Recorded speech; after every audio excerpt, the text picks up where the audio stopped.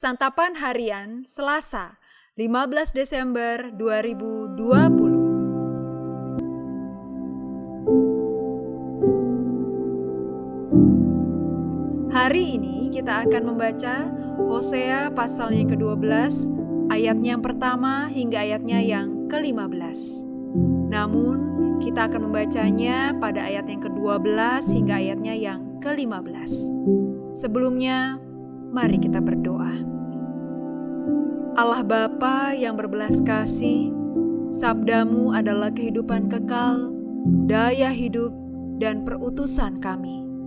Naungilah kami dengan Roh Kudus agar kami dapat memahami dan melaksanakan kehendak di dalam sabdamu. Demi Kristus Yesus, kami berdoa. Amin. Hosea 12 ayat 12 sampai 15. Bila di Gilead ada kejahatan, maka mereka menjadi kesia-siaan belaka. Di Gilgal mereka mempersembahkan lembu-lembu jantan, maka mesbah-mesbah mereka juga menjadi seperti timbunan batu di alur-alur ladang. Yakub melarikan diri ke tanah Aram, dan Israel memperhambakan diri untuk mendapat istri. Ya, untuk mendapat istri, ia menjadi gembala. Israel dituntun oleh Tuhan keluar dari Mesir dengan perantaraan seorang nabi. Ya, ia dijaga oleh seorang nabi.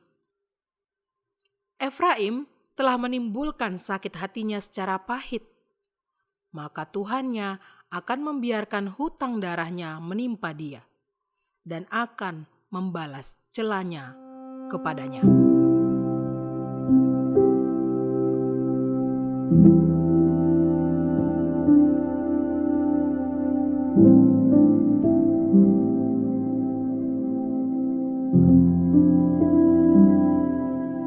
Sahabat Santapan Harian, Hosea mengungkapkan lagi isi hati Tuhan terhadap umatnya. Tuhan dikepung dan dikelilingi oleh kebohongan Efraim dan tipu muslihat Israel. Tuhan mengingat bagaimana mereka bergumul dengannya. Tuhan mengetahui mereka menangis dan memohon belas kasihannya. Tuhan menuntun dan menjaga umatnya. Namun, tingkah laku mereka telah menimbulkan sakit hatinya. Kita tahu bahwa hati Tuhan bisa berbalik kepada umat yang dikasihinya. Namun, kita juga tahu bahwa Ia bisa sakit hati.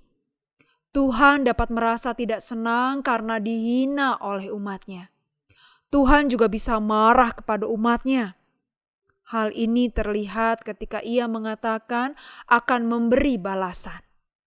Bahkan, Ia akan membalas cela dan hutang darah kepada mereka. Sulit untuk memahami bahwa Tuhan bisa sakit hati. Bagaimana mungkin Tuhan yang penuh kasih sayang, panjang sabar, dan berlimpah kasih setia bisa sakit hati? Namun, itulah isi hati Tuhan. Dengan mengetahui isi hatinya, kita bisa mengerti perasaannya. Dengan ini, kita diajak untuk memahami dan semakin mengenal siapa Tuhan yang kita percaya. Tuhan mengenal umatnya. Ia mengenal Efraim dan Yakub dan mengetahui setiap detail kehidupan mereka. Tuhan telah melakukan yang terbaik bagi umatnya. Namun mereka berbuat yang sebaliknya. Tuhan telah memelihara kasih setianya, namun umat mengabaikannya. Tuhan menjaga umatnya, namun umat menjauhinya. Bangsa Israel adalah cerminan kita. Tindakan kita sering berseberangan dengan kehendak Allah. Ingatlah kembali perjalanan hidup kita. Seberapa sering kita menyakiti hati Tuhan? Seberapa sering juga kita menyakiti hati sesama, termasuk orang-orang terdekat yang kita kasihi? Coba kita ingat-ingat kembali ke masa lalu. Semoga ingatan itu dapat menggerakkan kita untuk memohon pengampunan Tuhan. Setiap hari datanglah kepadanya memohon pengampunan, sebab disadari atau tidak, ada saja pelanggaran dan kesalahan yang kita perbuat yang menyakiti hati Allah.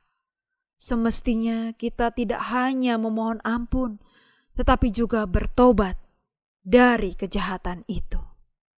Mari kita berdoa. Bapa, ampuni dan kasihanilah kami yang sering kali menyakiti hati-Mu. Kristus, ampuni dan kasihanilah kami yang senantiasa mengecewakan Engkau. Di dalam Roh-Mu yang kudus, kami bertelut. Amin.